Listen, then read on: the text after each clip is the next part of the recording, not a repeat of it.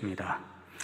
오늘은 이미 주보에 공지해 드린 대로 거듭남이라는 말씀을 함께 나누겠습니다. 신앙생활 하면서 거듭나야 합니다. 거듭나십시오. 그런 말을 우리가 참 많이 사용하는데 그만큼 거듭나는 일이 아주 중요하다는 뜻이 됩니다.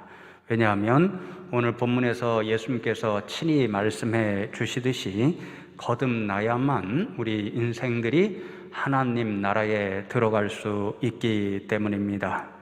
그런 뜻에서 오늘 본문 말씀 요한복음 3장 3절의 말씀을 다시 봉독해 드리면서 말씀을 나누면 좋겠습니다.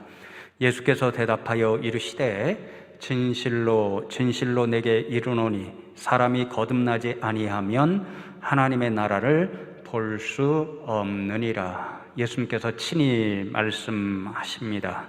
사람이 거듭나지 아니하면 이라는 조건을 달아서 예수님께서 말씀하십니다. 그러니까 거듭나는 일이 하나님의 나라를 보는 일, 본다 하는 원뜻은 참여한다 이런 뜻이 있습니다. 거듭나는 일이 하나님 나라에 참여하는 일, 들어가는 데 있어서 기본 조건이 된다. 예수님께서 그렇게 말씀하시는 거죠. 바로 그런 이유 때문에 저와 여러분 인생에게 거듭나는 것, 영적으로 그렇게 거듭나는 일이 가장 중요한 일이 될 수밖에 없습니다. 그래서 거듭난다 하는 이 뜻이 무엇인가를 바로 아는 것이 참 신앙적으로 중요한 일인데요. 거듭난다 하는 말은 우리나라 성경 번역으로는 한 단어로 되어 있는데 원어 성경을 찾아보면 겟네테 아노텐이라는 두 단어로 되어 있습니다. 거듭난다 한 단어가 아니라 두 단어를 한 단어로 해석한 거죠. 겟네테 그러면 태어난다 이런 뜻을 가지고 있습니다. 한 의미를 가지고 있는데 중요한 것은 그 뒤에 부사적으로 붙는 아노텐이라는 단어입니다. 기본적으로 두 뜻을 가지고 있습니다. 하나는 다시 한번, 그래서 새롭게 라는 뜻을 가지고 있고요. 다른 하나는 위로부터 라는 의미를 가지고 있습니다.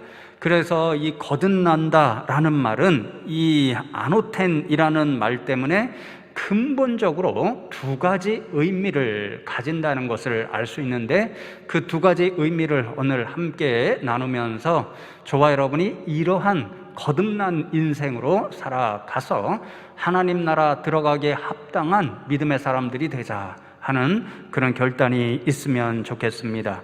첫 번째로 거듭난다에서 이 부사적인 뜻이 다시 한번, 그래서 새롭게 라는 의미를 가지고 있다고 말씀드렸잖아요.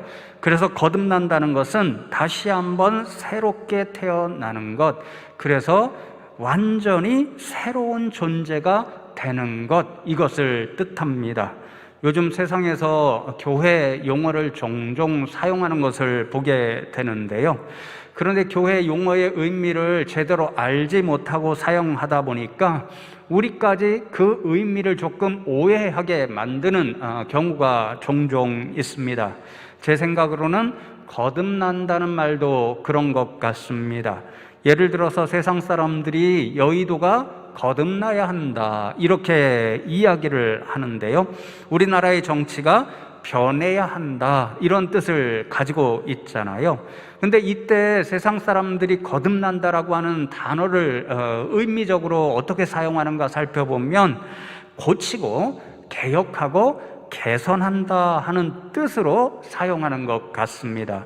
그러나 오늘 성경에서 예수님께서 말씀하실 때에 거듭난다 이런 말씀은요, 세상 사람들이 생각하는 것처럼 고치고 개혁하고 개선한다 하는 뜻을 훨씬 넘어서서 완전히 새로워지는 것, 그래서 이전과는 전혀 다른 존재가 되는 것, 이것을 뜻합니다. 그래서 말씀을 준비하다 제가 한 성경학자의 글을 읽었는데요, 그분이 다시 한번이라고 하는 이 의미를 살려서 거듭난다 하는 이 말을 해석하는 것을 보았는데요, 이렇게 적었습니다. 옛것의 반복이 아니라, 옛것을 조금 고치고 개선하고 그래서 새롭게 사용하는 그런 의미가 아니라 완전한 새로운 것, 새 사람을 의미한다, 이렇게 적었더라고요. 그러니까 성경적 표현을 따르면 옛사람을 완전히 벗어버리고 새 사람이 되는 것, 그래서 새로운 피조물이 되는 것, 이것이 거듭난다는 의미이고, 그렇게 이전과는 완전히 새로운 사람이 되고 새로운 피조물이 되어야 우리는 하나님 나라에 들어갈 수 있는 합당한 사람들이 될 수 있다, 이러한 교훈입니다. 여러분, 그렇다면 우리가 어떻게 이전의 모습은 다 벗어버리고 하나님 나라에 들어가기에 합당한 새로운 존재, 새로운 피조물로 태어날 수 있을까요? 5절 말씀을 보시면 예수님께서 참 연약하고 지혜가 없는 우리 인생들이니까요, 거듭난다는 말씀의 의미를 좀 더 분명하게 가르쳐 주시는데 이렇게 말씀하시지요. 예수께서 대답하시되 진실로 진실로 내게 이르노니 사람이 물과 성령으로 나지 아니하면 하나님 나라에 들어갈 수 없느니라. 거듭난다, 이 말의 의미는 물과 성령으로 난다, 이 뜻이라고 말씀해 주시죠. 물과 성령은 근본적으로 교회와 관련됐을 때에 세례의 의미를 가지는 그런 말씀입니다. 우리가 물로 세례를 받잖아요. 그 물은 죄를 씻어내는 정결함의 의미를 갖고 있습니다. 그러니까 우리가 물로 세례를 받을 때 우리를 이전에 옭아맺고 있던 죄를 다 씻음을 받고 정결한 사람, 새로운 사람이 되고, 그때의 성령을 선물로 받아서 성령의 사람이 되는데, 이것이 바로 거듭난다는 말씀의 의미가 되는 거죠. 그래서 여러분, 사도행전 2장 말씀을 보시면 유명한 베드로의 설교가 기록이 되어 있잖아요. 그때에 베드로가 한마디 결론적으로 설교하는 것이, 예루살렘 사람들을 향하여서 당신들이 얼마 전에 십자가에 못 박은 그 예수님이 당신들이 그토록 기다리던 하나님이 보내주신 메시아 그리스도입니다, 이렇게 설교했습니다. 그 설교를 듣고 예루살렘 사람들이 양심의 가책을 받는 거죠. 메시아 그리스도를 자신들이 모르고 죽였으니까 하나님 앞에 그것이 얼마나 큰 죄가 되는지 깨달아서 양심의 고통을 느끼면서 도대체 우리가 어찌해야 할꼬, 이렇게 부르짖습니다. 그때 베드로가 사도행전 2장 38절 말씀에서 이렇게 교훈해 주지요. 베드로가 이르되 너희가 회개하여 각각 예수 그리스도의 이름으로 세례를 받고 죄사함을 받으라. 그리하면 성령의 선물을 받으리니, 그렇게 말씀합니다. 예수님을 십자가에 못 박은 죄를 회개하고 십자가에 달리신 예수 그리스도의 이름으로 세례를 받으면 그 죄로부터 씻음을 받고, 그러한 이후에 성령을 선물로 받아서 새로운 존재, 이전에는 죄에 사로잡힌 존재로 살았는데 이제부터는 죄 씻음을 받은 새로운 존재, 거룩한 사람, 성령의 사람이 된다. 이것이 거듭난다는 뜻인 거지요. 그러나 여러분, 거듭나는 일은요, 근본적으로 예수님을 믿는 믿음으로부터 시작이 됩니다. 예수님을 믿어야만 그분의 이름으로 우리가 죄를 고백하며 세례를 받을 수 있기 때문이고요, 그렇게 예수 그리스도의 이름으로 세례를 받을 때에 우리의 이전의 모든 죄의 문제가 해결받고 죄 씻음의 은혜를 받을 수 있기 때문이고요, 예수님의 보혈로 그렇게 죄 씻음을 받을 때에 우리는 하나님께서 주시는 성령을 선물로 받아서 성령의 사람으로 거듭날 수 있기 때문입니다. 그러므로 거듭난다는 것은 예수님을 믿는 믿음으로 이전과는 다른, 예수님을 믿지 못한 그때의 사람과는 전혀 다른 새로운 사람, 새로운 존재의 새로운 피조물이 된다는 것이고, 바로 그때에 우리는 하나님 나라에 들어가는 합당한 믿음의 사람이 될 수 있다는 교훈입니다. 여러분, 제가 이 말씀을 준비하면서요, 최근 저녁 식사를 본 영화의 한 장면이 생각났습니다.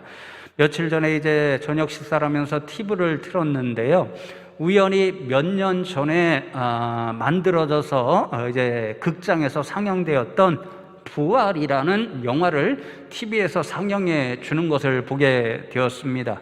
우연히 중간 무렵에서부터 보게 되었는데, 예수님의 부활 사건, 그 증인들, 목격에 하는 사건을 그려내는 과정이 굉장히 독특한 관점을 사용해서 보여주어서 흥미롭게 끝까지 보게 되었습니다.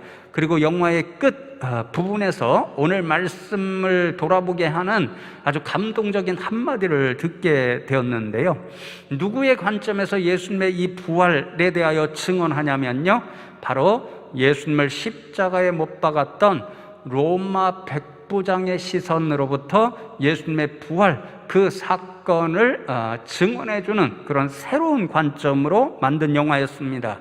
영화를 보게 되면 이 백부장은 예수님을 십자가에 못 박도록 판결을 해준 빌라도의 아주 충복이었습니다. 빌라도가 가장 신임하는 오른팔과도 같은 그러한 부하였는데요, 그러니까 예수님을 십자가에 못 박는 일도 그 백부장에게 맡기게 되고, 백부장은 이제 자신을 가장 믿어주는 그 빌라도 총독 신임받는 것이고, 그렇게 명령 내리는 대로 예수님을 처형하는 것이 충성스러운 일이고 당연한 일이라고 생각해서 예수님을 십자가 처형하는 일을 스스로 집행합니다. 그런데 자신의 눈으로 분명히 보았습니다. 예수님께서 십자가에 달려서 돌아가신 것을 분명히 보았고, 그 예수님의 시체를 내려서 이제 무덤에 안장했습니다. 그런데 이상한 이야기가 들려오는 거죠. 로마의 병사들이 지키고 있던 그 무덤의 문이 열리고 예수님의 시체가 사라졌고, 그때로부터 예수님이 부활하셨다는 믿을 수 없는 그러한 소리가 들려오는 것입니다. 먼저 누가 아주 화가 났냐면요, 빌라도가 화가 났습니다. 그래서 백부장을 불러서 도대체 어떻게 된 일이냐, 이 일은 분명히 예수를 따르는 제자들이 시체를 훔쳐가고 감추어둔 후에 그 사람이 부활했다는 이상한 소문을 내고 있으니까 당장 가서 시체를 찾아오고 그 시체를 훔쳐간 그 예수의 제자들은 다 잡아와라, 그렇게 명령을 내립니다. 빌라도의 명령을 듣고 이제 백부장이 곳곳을 수색하고 수사하면서 예수님의 시체를 찾으려고 애씁니다. 그리고 수사 끝에 예수님의 제자들이 숨어있던 집 하나를 발견해서 급습합니다. 그런데 바로 그 자리에 자신이 십자가에 못 박았고 무덤에 안장했던 예수님이 살아 계셔서 제자들과 말씀하는 장면을 목격합니다. 그리고 그곳에 처음에 없던 도마가 이제 예수님께 달려와서 품에 안기고 예수님이 그 도마를 사랑해주는 그런 모습을 보고 너무 충격을 받습니다. 도대체 이러한 일이 어떻게 일어나지? 이게 진짜 일어난 일인가? 그런 생각에 사로잡혀서 진짜 일이 일어났는가, 그것을 확인하기 위해서 그때부터 이제 제자들과 동행하기 시작합니다. 이제 제자들이 예수님 돌아가신 후에 갈릴리 바다로 이제 고기를 다시 잡으러 갔잖아요. 베드로 등 제자들이 이제 그곳에서 밤새도록 배에 타서 그물을 내려서 고기를 잡는 그 가운데에 백부장이 함께 있습니다. 이제 날이 새서 고기 잡는 일을 포기하려고 할 때 해변에서 예수님께서 나타나셔서 그물을 배 오른편에 다시 던져 보아라, 그렇게 말씀하시고 제자들이 그 말씀대로 그물을 던졌을 때에 고기가 엄청 많이 잡힙니다. 그 놀라운 장면을 백부장도 목격합니다. 제자들과 아침을 잡수면서 이런저런 이야기를 하시는 것도 목격을 합니다. 또 그 이후에는 예수님께서 이제 승천하시기 직전에 사람들로부터 막 돌로 맞고 도망가는 그 이제 한센시병 환자, 옛날에 문둥병자라고 그랬죠. 사람들이 다 버립니다. 멀리합니다. 나한테 가까이 오지 말라고 쫓아냅니다. 그런데 예수님께서 친히 가셔서 그 문둥병자를 부둥켜 안고 그의 아픈 부분을 어루만지시면서 나는 만지면 안 되는 사람입니다. 그럼에도 불구하고 인자하게 웃으시면서 그를 부둥켜 안아주시고 마침내 고쳐주시는 장면도 목격합니다. 그리고 마지막 순간에는 예수님께서 나의 복음을 온 땅에까지 나가서 전파하라, 내가 세상 끝날까지 너희와 함께 할 것이다, 이렇게 약속하신 후에 승천하시는 장면도 목격합니다. 그 모든 것을 목격한 백부장은 예수님이 부활하신 것이 진짜 사실이구나 하는 것을 믿게 되었고, 그 일을 통해서 예수님이 진짜 제자들이 이야기하는 것처럼 하나님의 아들 메시아 그리스도구나 하는 사실도 믿게 되었습니다. 그렇게 예수님을 믿게 되고 마지막 장면까지 목격한 이제 백부장이 어느 길을 가다가 여행자 숙소 이곳에 들려서 식사를 합니다. 그리고 아주 인상적인 그런 장면이 보게 되는데요, 자신이 로마 사람이고 백부장이라고 하는 그런 것을 증명하는 것이 이 도장이 새겨져 있는 가락지잖아요, 이 판지잖아요. 그것으로 이제 로마 사람들이 보면 인주에 찍어서 자신의 어떤 직책을 상장하는 그런 사인, 그런 도장을 찍는 그잖아요. 그것이 모든 자신의 신분을 보장해 주는 것입니다. 그런데 식사를 마친 후에 그 반지를 빼서 식사 비용을 지불합니다. 그리고는 식당의 주인이 묻죠. 당신은 예수님이 부활했다는 것을 믿으십니까? 이렇게 물었을 때 백부장은 직접적인 대답을 하는 대신에 한 가지 확실한 것은 내가 이전과 같은 사람일 수 없다는 것이요, 이렇게 대답합니다. 사랑하는 성도 여러분, 바로 이것이 거듭남의 의미입니다. 예수님의 모든 것을 목격했습니다.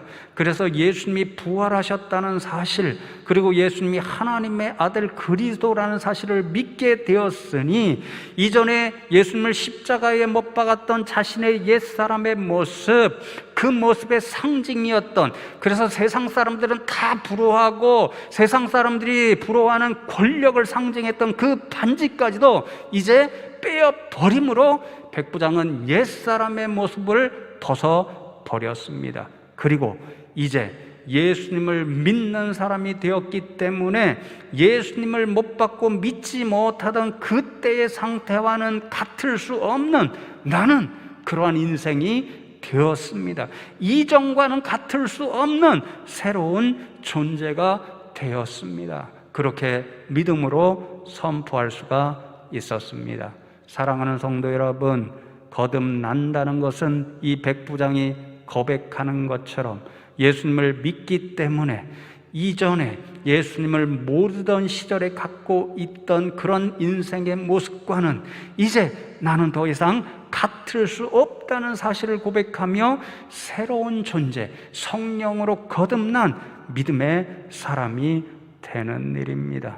그렇기 때문에 우리는 한번 예수님을 믿고 거듭난 인생이 되었기 때문에 결코 백부장이 고백하는 것처럼 이전 세상 사람의 모습으로 돌아가서는 안 됩니다. 거듭났으니 예수님의 사람으로 살아가야 합니다. 그래야 우리는 하나님 나라에 들어가기에 합당한 믿음의 사람들이 될 수 있다는 것을 분명히 기억하시는 오늘 예배 시간 되면 좋겠습니다. 여러분, 두 번째로 거듭난다 하는 그 부사적 의미가 위로부터라고 말씀드렸잖아요. 그래서 거듭난다는 의미는 위로부터 난다, 하늘로부터 난다, 하나님으로부터 난다라는 뜻을 가집니다. 그래서 사랑하는 성도 여러분, 거듭나는 것은요, 우리 인간의 노력으로 되는 일이 결단코 아닙니다. 하나님께서 거듭나게 해 주셔야 우리는 거듭날 수 있습니다. 그래서 여러분, 오늘 본문 말씀에 보시면요, 예수님께서 계속해서 거듭난다, 거듭나야 한다 그렇게 말씀하실 때에 거듭난다는 동사가 다 수동태로 쓰여져 있습니다. 우리 인간 스스로 되는 일이 아니기 때문에, 전적으로 하나님께서 해주시는 일이기 때문에 능동태가 아니라 수동태로만 표현될 수 있는 것이 바로 거듭난다, 이 사건인 거지요. 그래서 거듭나는 일은 전적으로 하나님께서 주시는 은혜의 사건일 수밖에 없습니다. 그래서 말씀을 준비하면서 제가 참고한 주석에 어떻게 주석을 해 놓았냐면요, 위로부터라는 말씀은 하나님으로부터라는 의미가 되고, 이것은 거듭남의 모든 과정이 하나님의 은혜와 능력에서 오는 것이고 인간의 업적이 아니라는 점을 말씀하는 것이다 라고 주석해 놓았습니다. 성도 여러분, 거듭나는 일은 그래서 하나님의 은혜의 사건일 수밖에 없습니다. 그래서 우리는 어떻게 우리의 거듭남을 생각할 때마다 고백할 수밖에 없냐면요, 사도 바울처럼 나의 나됨은 오로지 하나님의 은혜의 사건입니다, 하나님의 은혜입니다 라고 고백할 수밖에 없습니다. 고린도전서 15장 10절에서 우리가 잘 알고 있는 것처럼 사도 바울이 자신의 모든 인생의 변화, 거듭남의 그 이야기를 고백할 때 이렇게 말씀하지요. 그러나 내가 나 된 것은 하나님의 은혜로 된 것이니 내게 주신 그의 은혜가 헛되지 아니하여 내가 모든 사도보다 더 많이 수고하였으나 내가 한 것이 아니요 오직 나와 함께 하신 하나님의 은혜로라. 바울은 거듭나기 이전에 사울이었습니다. 사울은 큰 자라는 뜻이었지요. 그만큼 그는 거듭나기 이전에 교만한 인생이었습니다. 자신의 의를 드러내는 교만한 인생이었기 때문에 그 교만함으로 더 큰 의를 쌓기 위해서, 유대교 사람들이 볼 때 더 큰 의를 쌓기 위해서 교회를 앞장서서 핍박하는 사람으로 살았습니다. 성도들을 붙잡아다가 감옥에 넣는 일, 스데반 집사님을 돌로 치는 일, 예수의 이름을 핍박하는 일, 이 모든 일에 교만한 인생으로 더 큰 의를 쌓기 위해서 앞장서는 일을 서슴지 않았습니다. 그러던 교만한 자 사울이 이제 다메섹 도상에서 예수님을 만나고 거듭나서 바울이 되었습니다. 사울이 바울로 거듭나게 된 거죠. 바울은 작은 자라는 뜻입니다. 스스로를 교만하게 여겨서 의를 쌓고 교회를 핍박하던 그 사람, 예수의 이름을 박해하던 그 사람이 스스로를 적게 여기는 겸손한 바울로 거듭나게 되었습니다. 그래서 이제 교회를 앞장서서 박해하던 그가 거듭나서 교회를 가장 사랑하는 사람이 되었습니다. 복음을 방해하던 그가 거듭나서 복음에 가장 앞장서는 사람이 되었습니다. 예수님을 세상 가운데서 없애려고 했던 그 사람이 거듭나서 목숨을 아끼지 않고 예수님을 따르는 제자, 사도가 되었습니다. 이 놀라운 새로운 사람이 되는 사건, 거듭나는 일이 어떻게 가능했다고 그가 고백합니까? 모든 것, 자신의 자신된 모든 것은 전적으로 하나님의 은혜입니다. 그렇게 고백합니다. 사랑하는 성도 여러분, 그렇습니다. 거듭나는 일은 우리 스스로 되는 일이 아닙니다. 하나님께서 거듭나게 해 주셔야 되는 일이기 때문에 우리는 거듭남을 생각할 때마다 전적으로 그렇습니다. 하나님의 은혜로서만 나는 거듭날 수 있습니다. 이런 믿음의 고백으로 나아가야 합니다. 사랑하는 성도 여러분, 그래서 거듭나야만 하나님 나라에 들어갈 수 있다는 예수님의 말씀은 하나님의 나라는 우리 스스로 들어갈 수 없다는 그런 뜻이 됩니다. 우리 힘과 노력으로 하나님 나라에 들어갈 수 없습니다. 우리가 아무리 많은 재물을 가진다고 하더라도 그 많은 재물로 하나님 나라 들어가는 그 티켓을 우리 스스로 살 수 없습니다. 우리가 아무리 많은 선행을 행하고 아무리 많은 공적을 쌓아도 그 일로 하나님 나라를 들어갈 수 없습니다. 오직 하나님의 나라는 하나님의 은혜로만 거듭나는 인생들이 들어갈 수가 있습니다. 그래서 여러분, 우리가 구원을 받고 하나님의 나라에 들어가는 일은요, 세상 그 누구도 방해할 수가 없고 빼앗아갈 수가 없습니다. 우리는 연약한 존재이기 때문에 우리 스스로 하나님 나라 들어갈 수 이렇게 생각하면요, 우리보다 강한 악한 영의 존재가 우리의 그런 것들, 우리의 능력을 빼앗아갈 수 있습니다. 그러나 여러분, 거듭나고 하나님 나라에 들어가는 것은 오로지 하나님께서 해주시는 일입니다. 그러니까 하나님께서 저와 여러분을 거듭나게 해주시고 하나님 나라에 들어갈 수 있게 만들어 주시면 세상의 그 어떤 악한 존재도, 세상의 어떤 아무리 큰 권력을 가진 사단과 같은 존재도 하나님을 대적하여 이길 수 없기 때문에 우리를 하나님 나라에 들어가는 일을 방해할 수도 없고 빼앗아갈 수가 없습니다. 오늘날 이 코로나가 우리를 아무리 두렵게 만들어도, 심지어는 우리 육신의 생명을 빼앗아갈 수 있어도 우리가 하나님의 은혜로 인해서 거듭나고 하나님 나라에 들어가는 일은 결단코 빼앗아갈 수도 없고 방해할 수 없습니다. 하나님께서 모든 이 세상의 악한 권세를 다 이기시고 우리를 지켜주실 것이기 때문에 그렇습니다. 그래서 사도 바울이 위대한 위로와 같은 그러한 믿음의 고백을 로마서 8장 38절과 39절에서 우리에게 이렇게 들려주지요.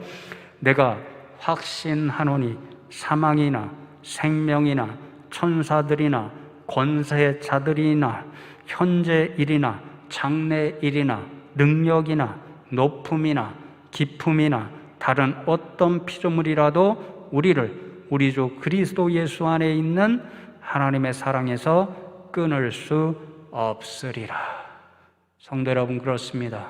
세상에 어떤 힘 있는 권세자들도, 세상을 악한 세상으로 만들어가는 어떤 악한 존재도 우리를 하나님으로부터 빼앗아갈 수 없습니다.